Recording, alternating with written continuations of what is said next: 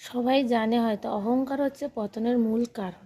কারণ এটা যারা সত্যি মুখে বললে হবে না, যেটা নিজের জীবনে সে যদি মানে তাহলেই সে পতন থেকে রক্ষা পাবে। যেমন আমরা যদি একটা কাগজ 10 টাকা দিয়ে কিনি, সেটা কিন্তু সকালবেলায় 10 টাকা দাম হতে পারে, কিন্তু সেই কাগজই সন্ধেবেলায় কি রাত্রেবেলায় 1 কেজির দাম 10 টাকা হয়ে যাবে। মানে কতটাই তার মূল্য হচ্ছে, মানে নষ্ট হচ্ছে, বোঝাই যাচ্ছে। তাহলে অহংকার করে সেখানে লাভ নেই, কারণ আজকে যার প্রতিপত্তি আছে কালকে তার নাও থাকতে পারে, আবার আজকে যার নেই কালকে তার ভরে ভরে থাকতে পারে।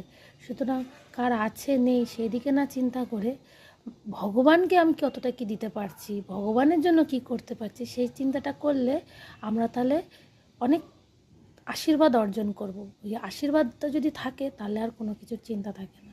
আর অহংকারেরও তখন মাথায় আসে না যে অহংকার করব কিছু নিয়ে। সুতরাং অহংকারটা না করে ভগবানের জন্য চিন্তা করো, আর ভগবানের চরণে কীভাবে যাওয়া যায় সেই চিন্তা করলে সবার মঙ্গল। হরি বল।